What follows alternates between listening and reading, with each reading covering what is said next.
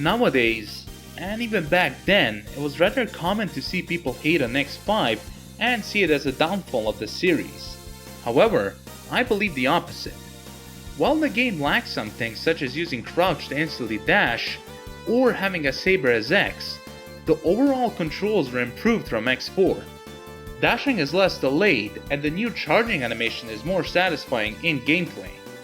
Crouching is a good addition for combat and platforming, and the wires are a nice gimmick.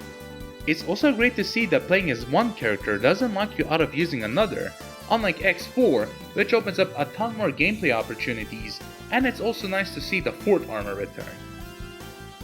In addition, the new armors are nice. Falcon is a bit weak, as while it has a great piercing charge shot and a flight ability, it's worse than its X6 counterpart overall, especially since it can't charge weapons for whatever reason. Gaia, on the other hand, is slower and can't use parts, but its charge shot and giga attack are absurdly powerful, rewarding the player for making it through stages by making it far easier to kill bosses. It's also worth mentioning that this game is the debut of the parts system. There are less parts than X6 and you can only get 8 per playthrough, but it still makes the game more replayable and fun to experiment with. This game looks and sounds great.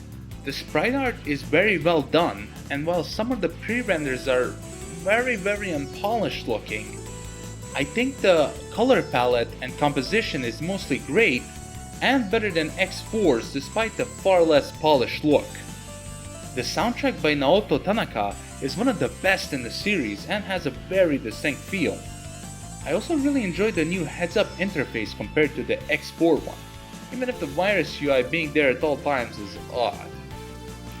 Where X5 truly shines to me, aside from the aesthetics and mechanics, are the levels.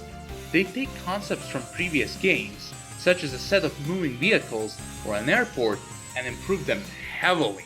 Compared to a stage such as Slash Beast, where aside from the two annoying dashing ride armors, most of the enemies are extremely easy to deal with and don't require much planning, along with the pacing of the stage being rather bad, with segments where the game takes control away from you just to waste your time, or the really boring mini-boss. Crescent Grizzly is a shorter stage, but it's way more interesting. Enemies such as the mad taxis, the laser parts of the trucks, or the hover gunners attack quickly and can't just be skipped or destroyed quickly. So you have to approach them carefully. Aided by the time limit and the obstructions in the layout, this makes for a stage that's harder to get through without taking damage, but also more fun to play overall. There are design choices like this all over this game. The metals being combined with the Guardians and Firefly stage because of the Guardians being easy to destroy with uncharged shots, while metals instead block those shots.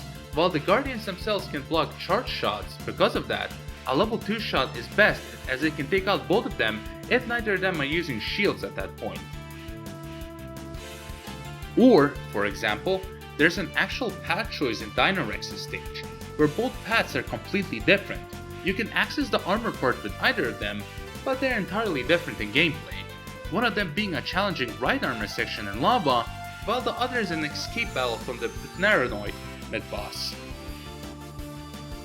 In Necrobat's stage, there is a ton of baton bones spawning in constellations. However, if you go quickly enough and manage when you reach specific constellations, you can heavily decrease the amount of enemies you will actually have to deal with. Another good one is Kraken's stage. While most hate it, I believe it's the best Ride Chaser stage in the series due to how consistent and short it is. There are no random elements or enemies, you just need to get through one section and collect the orbs if you need the armor capsule. Stages aren't the only thing that works well in X5. While the bosses are mostly easy, they're fun to fight, with each of them having an interesting gimmick or a few fun attacks. There are some duds, such as Necrobat or Grizzly, but the game makes up for it with some of the great ones. The Shadow Devil and Rangda Mark II in particular are the best versions of their boss types. And Sigma, well, absolutely brutal in this game, is a really fun boss to fight as well.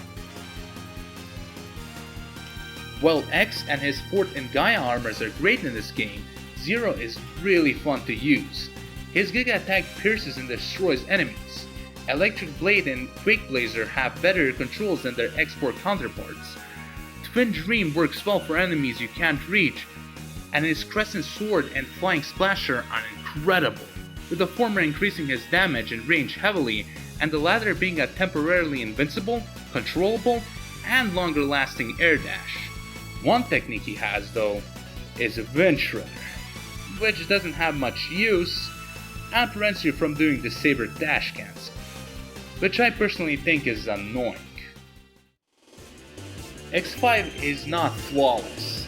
The lack of voice acting, unskippable cutscenes, tons of alien and awkward locations, Gaia's helmet capsule having no actual use, self-death for parts, collectibles can be tedious to get, whale stage, boss levels go too high and don't change behaviors, Xtreme only changes enemy placements and some of them aren't well thought through. The good ending route is anticlimactic, and the X vs Zero fights are not fun. Because of this, I think X6 is the better game. However, both of them are great and really fun to play games. If you want to play X5, the PlayStation 1 and X Collection versions are good options, though both of them have botched localizations as usual despite the Guns N' Roses names being neat. Have fun!